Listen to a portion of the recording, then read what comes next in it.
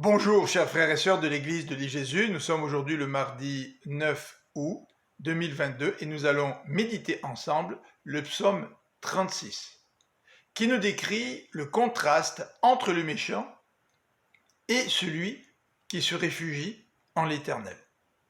Tout d'abord dans les versets 2 à 5, le psalmiste médite sur la voie du méchant. Et voici ce qu'il dit. Verset 2. Le méchant pense qu'il est insensé de respecter Dieu. Verset 3. Le méchant se considère d'un œil trop flatteur. Verset 4. Il ment, il trompe et ne veut pas réfléchir au bien.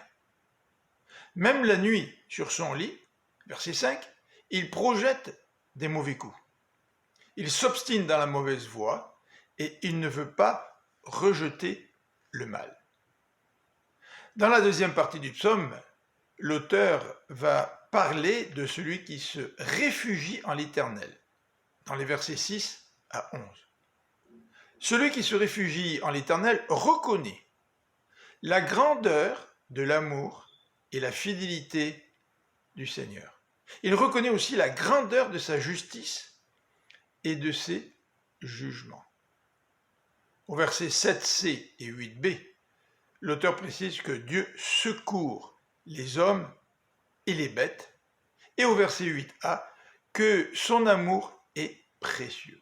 Non seulement le psalmiste va parler de l'amour de Dieu, mais il va parler aussi de toutes les richesses qui se trouvent dans la maison de Dieu. Il emploie aussi l'expression délice.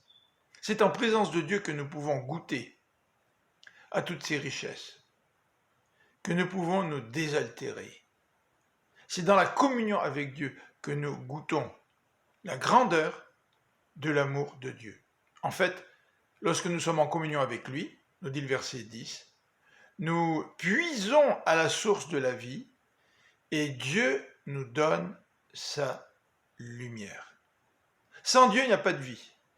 Sans Dieu, l'être humain vit dans les ténèbres.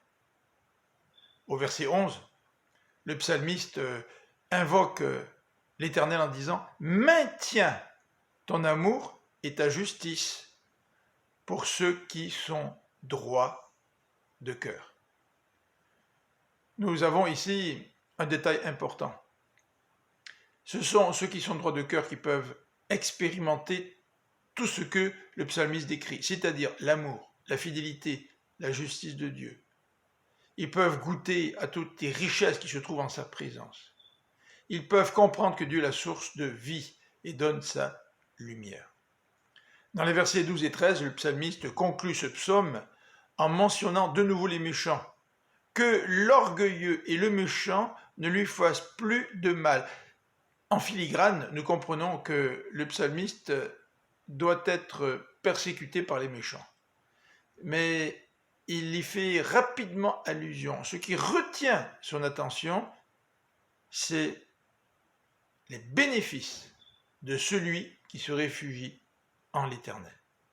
D'ailleurs, au verset 13, il va même jusqu'à dire qu'il voit déjà la défaite définitive des méchants. Et c'est certainement une expression de sa foi en l'intervention de Dieu. Je vous souhaite une bonne fin de journée, que le Seigneur vous bénisse. À demain.